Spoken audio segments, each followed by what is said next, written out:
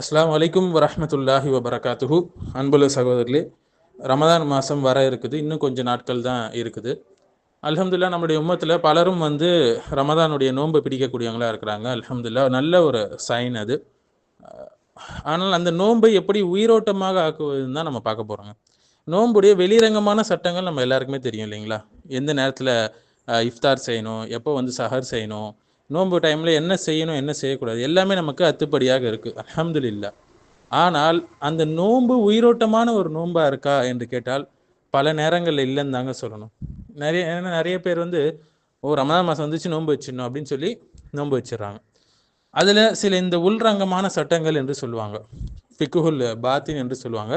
அதை பலரும் கவனிக்கிறது இல்லை. ஸோ நம்ம இந்த வெளிரங்கமான சட்டத்தோடு இந்த உள்ரங்கமான சட்டத்தையும் சேர்த்து நம்ம நோன்பு வைக்கும்போது அந்த நோன்பு ஒரு உயிரோட்டமான நோன்பாக ஆகுது. அதற்கான கூலி ஏராளம்.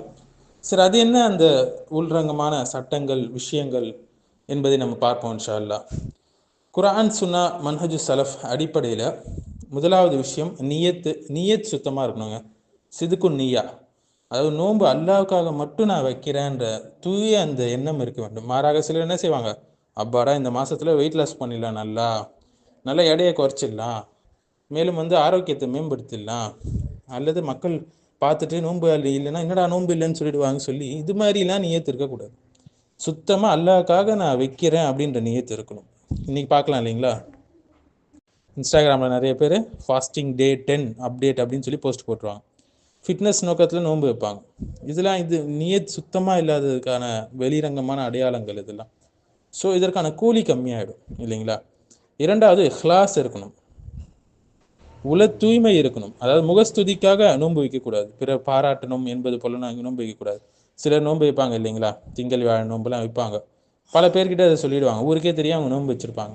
இதில் எங்கெங்க இஹ்லாஸ் இருக்குது? இஹ்லாஸ் என்பது அவர் நோன்பு வச்சு தன்னுடைய மனைவிக்கு கூட தெரியாது, அந்தளவுக்கு சலஃபுகள் நோன்பு வைப்பாங்க. காலையில் எல்லாரும் தூங்கி கொண்டு இருக்கும்போது எழுந்து சஹர் செய்வாங்க. மதியம் வேலைக்கு போவாங்க, மனைவி சாப்பாடு கட்டி கொடுப்பாங்க. வேலைக்கு போகிற வழியில் யாருக்கிட்டையாவது அந்த சாப்பாடை கொடுத்து சதக்கா செய்துடுவாங்க. ஈவினிங் பிள்ளைங்களோட சேர்ந்து வீட்டுக்கு வந்த உடனே யாருக்கும் தெரியாமல் நார்மலாக உணவு சாப்பிட்ற மாதிரி அந்த நோன்பை இஃப்தார் செஞ்சுடுவாங்க. இப்படி தான் சலஃபுகள் செஞ்சாங்க. இன்றைக்கி மாதிரி ஃபேஸ்புக்கு இதுலேயும் டே 10 டே 8ன்னு போட்டு செய்ய மாட்டாங்க. இது தவறான ஒரு விஷயம். மேலும் ஒரு சேட்டைகள் இருக்குது. நோன்பு காலம் இஃப்தார் சஹரில் என்னென்ன சாப்பிட்றாங்களோ அதெல்லாம் ஃபோட்டோ பிடிச்சி போட்டுருது. மோசமான ஒரு விஷயம் இது. ஏழைங்களுடைய உள்ளத்தை பாதிக்கக்கூடிய விஷயம். அவங்களுடைய நம்ம நோன்பு வச்சுருக்கோம், இந்த மாதிரி இஃப்தார் செய்ய முடியல, சஹர் செய்ய முடியலன்னு ஏழைகள் ரொம்ப கவலைப்படுவாங்க. ரொம்ப தவறான ஒரு விஷயம். ஒரு பக்கம் தராவி அட்டெண்டன்ஸ் வேறு சோஷியல் மீடியாவில் காட்டுறது, இன்னைக்கு தவிர்த்துட்டேன் அது இதுன்னு சொல்லிட்டு.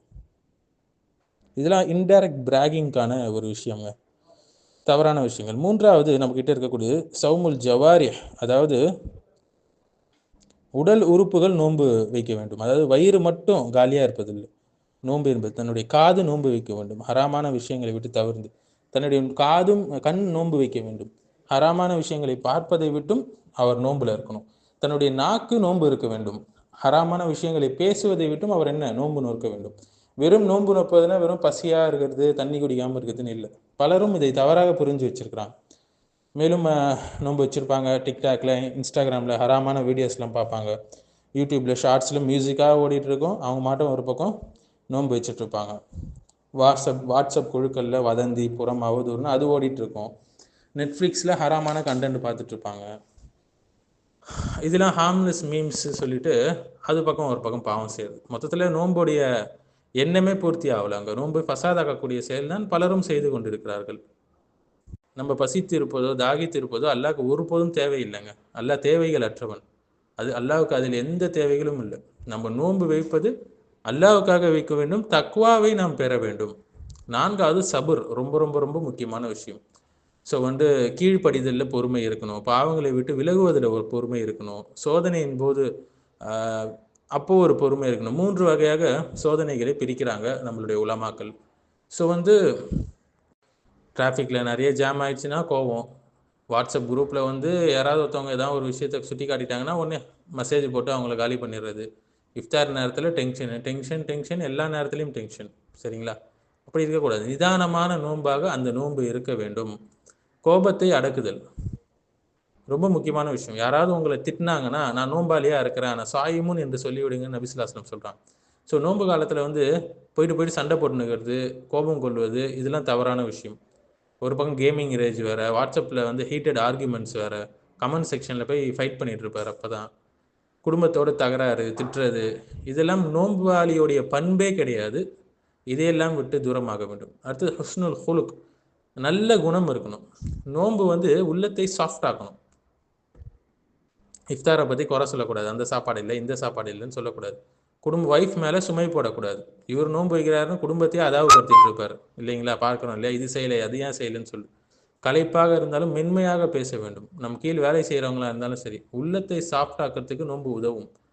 அடுத்து கீபா, அதாவது புறம் பேசுதல், அவதூறு பேசுதல், இதெல்லாம் விட்டு விட வேண்டும். நோன்புடைய பலனே அழிஞ்சிடும் உங்களுக்கு இதெல்லாம் செய்யலைன்னா.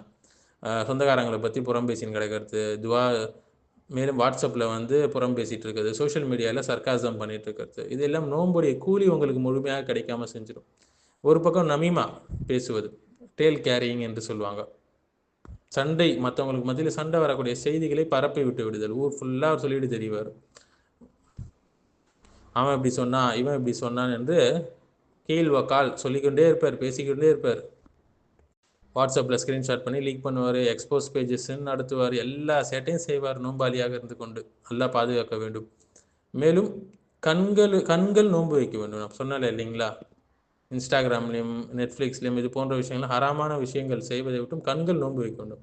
மியூசிக்கு, வல்கரான comedy shows, TikTok audio bite, இதெல்லாம் விட்டும் காது நோன்பு வைக்க வேண்டும். நாக்குடைய நோன்பு எது? மீம்ஸ் மூலயமா கேலி செய்கிறது, கேமிங்கில் வந்து வல்கர் லாங்குவேஜ் யூஸ் பண்ணுறது, இமோஜி வந்து மற்றவங்களை இகழ்கிற மாதிரி போடுறது, இதையெல்லாம் விட்டும் உங்களுடைய நாக்கு நோன்பு வைக்க வேண்டும். ஃபஸ்ட்டு அதிகமாக பேசுறதையே தவிர்த்தணும். இதுதான் 12வது விஷயம், ரொம்ப முக்கியமான விஷயம்.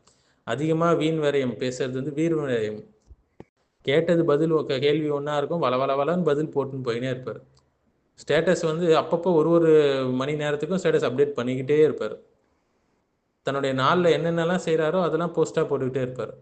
ரமதான் ரொட்டீனே என்ன செய்வார்? ஓவர் ஷேரிங் பண்ணிட்டு இருப்பார். இதெல்லாம் ரொம்ப மோசமான ஒரு விஷயம். அதிகமான பேச்சை தவிர்க்க வேண்டும், வீணான செயல்களை தவிர்க்க வேண்டும்.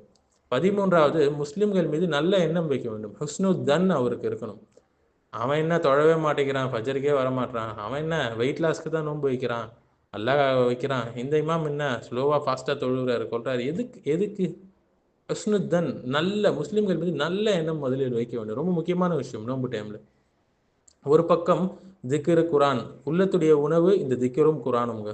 உடல் பசிக்கும் போது உள்ளத்திற்கு நம்ம உணவு ஊட்டணும், திக்ரின் மூலியமாகவும் குரானின் மூலியமாகவும். ஃபஸ்ட்டு ஸ்க்ரோலிங் பண்ணுறது நிறுத்தணும். ஸ்க்ரோலிங் எங்கே பண்ணணும்? குரான் ஆப்பில் பண்ணணும், சரிங்களா? வாட்ஸ்அப்பில் கிடையாது. மியூசிக்கை வந்து இஸ்லாமிக் ரிமைண்டர்ஸாக நம்ம மாற்றிவிட வேண்டும். நோன்பு காலத்தில் மட்டும் இல்லைங்க, எல்லா காலத்திலையும். கேமிங் அடிக்ஷனை விட்டுட்டு அதுக்காராக அதை மாற்ற வேண்டும், திக்ருக்களாக மாற்ற வேண்டும். நேரத்தை வீணாக்காமல் இருக்க வேண்டும்.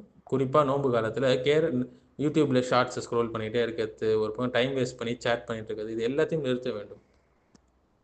ஸோ உள்ளம் வந்து ஆசைகளை விட்டு நோன்பு நோக்க வேண்டும் என்று இமாம் இப்னுல் கய்யிம் ரஹிமஹுல்லாஹ் அழகாக சொல்கிறாங்க. ஸோ உள்ளத்துடைய நோன்பு, உன்னுடைய உள்ளத்துடைய ஆசைகள் அடிக்ஷன்லேருந்து நீ என்ன செய்யணும்? அதை விட்டும் உன்னுடைய உள்ளம் நோன்பு நோக்க வேண்டும். ஆன்லைன் ஷாப்பிங் பண்ணுறது, அதிலே அப்சஸ்டாக இருக்கிறது. எனி டைம் எங்கே இருப்பார்? சூப்பர் மார்க்கெட்டில் தான் இருப்பார். இஃப்தார் ரெடி பண்ணுறதுக்கே அவர் நாள் ஃபுல்லாக செலவாயிடும் இல்லைங்களா? எல்லா அடிக்ஷன்லேருந்தும் வெளியே வர வேண்டும், உன்னுடைய உள்ளம் நோன்பு வைக்க வேண்டும். அதன் பிறகு 17வது விஷயம், நன்றி, ஷுக்குர் இருக்க வேண்டும். அல்லாஹ்வுக்கு நன்றி செலுத்த வேண்டும். சிம்பிளாக உங்களுடைய இஃப்தாரை மாற்றிக்கொள்ளுங்க. மற்றவங்க கூட கம்பேர் பண்ணாதீங்க, அவனை அப்படியே இஃப்தார் நான் பார்ட்டி பயங்கரமாக பண்ணணும் அப்படி பண்ணணுன்னு. நீங்கள் சாப்பிட்ட பெரிய பெரிய உணவுகளை பிக்சர்ஸாக போடாதீங்க. நிறைய பேருடைய உள்ளத்தை அது வருத்தும். அல்லாஹ் எனக்கு இந்த வாய்ப்பு கொடுத்துருக்கானே, எத்தனையோ பேருக்கு இந்த வாய்ப்பு இல்லையே, ரமதானுடைய காலத்தை அடைய முடியவில்லையே என்ற அந்த நன்றி செலுத்துதல் இருக்கணும். எத்தனையோ பேர் விரும்பியும் அவங்களுடைய உடல் ஒத்துழைப்பது கிடையாது இல்லைங்களா நோன்பு வைப்பதற்கு. அல்லாஹ் உங்களுக்கு ஒரு வாய்ப்பை கொடுத்துருக்கிறான்ல, அப்போ நீங்கள் என்ன செய்ய வேண்டும்? அல்லாஹ்வுக்கு அதிகமாக நன்றி செலுத்த வேண்டும். இந்த கிபிர் என்று சொல்லக்கூடிய மோசமான உள்ளத்தின் நோய், பெருமை அடிக்கிறது, அகங்காரம் கொள்வது, இதெல்லாம் விட்டுடணும். நான் ரொம்ப ரிலீஜியஸாக இருக்கேன்ற அந்த கிபிர், நான் தராவிக்கில் நின்றேன்னா அம்மா நேரம் தொழுவேன் அப்படின்னு சொல்கிறது, பாவம் செய்பவர்களை வந்து பப்ளிக்கில் ஷேமிங் பண்ணுறது, சத்தம் போட்டு துவா செய்கிறது, திக்ர் செய்கிறது, இந்த மாதிரி கிபிரியத்தான விஷயங்களை விட்டும் நாம் நீங்கி இருக்க வேண்டும். இந்த நோன்பு காலத்தில் கருணை அதிகமாக வேண்டும். இந்த நோன்பு காலத்தில் பெருந்தன்மை அதிகமாக வேண்டும். புயலை விட காற்றை விட வேகமாக நபி ஸல்லல்லாஹு அலைஹி வஸல்லம் என்ன செய்வாங்க? சதக்கா அதிகம் செய்யக்கூடியவங்களா இருப்பாங்க. ஸோ செல்ஃப் லக்ஸரி மற்றவங்க கிட்ட காமிச்சு இஃப்தார் செய்கிறது எந்த பலனும் இல்லைங்க. மாறாக கஷ்டப்படக்கூடிய ஏழைகளுக்கு உணவு கொடுங்க, அவங்களுக்கு ஆடைகள் வாங்கி கொடுங்க.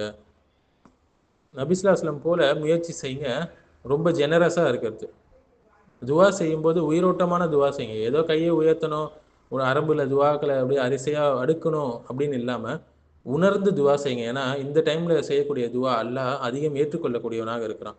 துவா கேட்டே இருப்பார், என்ன செய்வார்? உடனே வாட்ஸ்அப்பில் ஒரு மெசேஜ் வரும், டக்குன்னு போய் அதை என்னான்னு பார்ப்பார் இல்லைங்களா? அடுத்து தஃபக்கூர், ஆழமாக சிந்திக்க வேண்டும். மரணத்தை நினைத்து சிந்திக்க வேண்டும். ஃபோனெல்லாம் ஆஃப் பண்ணி வச்சுட்டு உங்களுடைய சைலண்ட் மொமெண்ட்ஸை வந்து நீங்கள் யோசித்து பார்க்க வேண்டும். நீங்கள் செய்த பாவங்களை யோசித்து பார்க்க வேண்டும். இதையெல்லாம் தஃபக்கூர் செய்து ஆழ்ந்து சிந்தித்து அதை விட்டு விலக வேண்டும். ஒரு பக்கம் நோன்பை பற்றி புகார் சொல்லாமல் இருக்கணுங்க. இன்றைக்கி பார்க்கலாம் இல்லைங்களா? ஐ எம் ஸ்டார்விங்னு ஸ்டேட்டஸ் போடுறது, ரொம்ப டயர்டாக இருக்குன்னு ஸ்டேட்டஸ் போடுறது, இதெல்லாம் ரொம்ப மோசமான ஒரு விஷயம். அல்லாஹ் இந்த நோன்பை ஏற்றுக்கொள்வானா என்றே தெரியாது. ஒரு பக்கம் பொறாமையை விட்டு விட வேண்டும். மற்றவங்களுடைய இஃப்தார் பிக்சர்ஸை பார்க்கும்போது சிலர் வந்து பொறாமைப்படுவார்கள். இதனால் அவங்களுக்கு கிடைக்கக்கூடிய நியமத்தே காலியாகிடும் இல்லைங்களா? ஒவ்வொருத்தவங்களையும் பார்த்து பொறாமைப்படுவார்கள். ஸோ கடமையேன்னு வைக்கிறது இல்லைங்க நோன்பு. மாறாக நம்மளுடைய நோன்பு உயிருள்ள ஒரு நோன்பாக இருக்க வேண்டும். ஹராமான விஷயங்களை விட்டும், இசையை விட்டும், கேமிங் அடிக்ஷனை விட்டும், சோம்பேறித்தனத்தை விட்டும், அனைத்தையும் விட்டு நம்மளுடைய ஃபாஸ்டிங் இருக்கணும். தொடர்ச்சியான தௌபா இருக்கணும். அல்லாவின் பக்கம் அதிகமாக நம்ம திரும்பணும். நாம் செய்த பாவங்களை எல்லாம் எண்ணி தௌபா செய்து கொண்டு இருக்க வேண்டும். நம்ம ஹராமான ரிலேஷன்ஷிப்பில் இருக்கணுமா, தௌபா செய்யணும். மேலும் வந்து மற்றவங்களை பற்றி புறம் அவதூறு பேசணுமா, தௌபா செய்யுங்க. ஸோ நோன்புடைய உள்ரங்கமான சட்டங்கள் என்று சொன்னால் நியத் சுத்தமாக இருக்கணும், உங்களுடைய நாக்கு சுத்தமாக இருக்கணும், கண்கள் சுத்தமாக இருக்கணும், இதயம் சுத்தமாக இருக்கணும், உள்ளத்துடைய நோய்களை விட்டு நீங்கள் சுத்தமாக இருக்க வேண்டும், நல்ல குணம் இருக்க வேண்டும், எல்லா பாவங்களை விட்டும் நீங்க இருக்க வேண்டும். இப்படி ஒரு நோன்பு இருக்குமானால் நிச்சயமாக அல்லாஹ் அந்த நோன்புக்கு மிகப்பெரிய ஒரு கூலியை வைத்திருக்கிறான் இல்லைங்களா? ஸோ அடுத்த நோன்பை நம்ம வந்து பாசிட்டிவாக மாற்றுவாங்களா அல்லாஹ்வுடைய உதவி கொண்டு? இன்ஷா அல்லாஹ், அல்லாஹ் சுப்ஹானஹு வ தஆலா நம்ம அனைவருக்கும் நோன்பை சிறந்த முறையில் அதன் சட்டங்களை பேணி வைக்கக்கூடிய வாய்ப்பை தந்து அருள் புரிவானாக.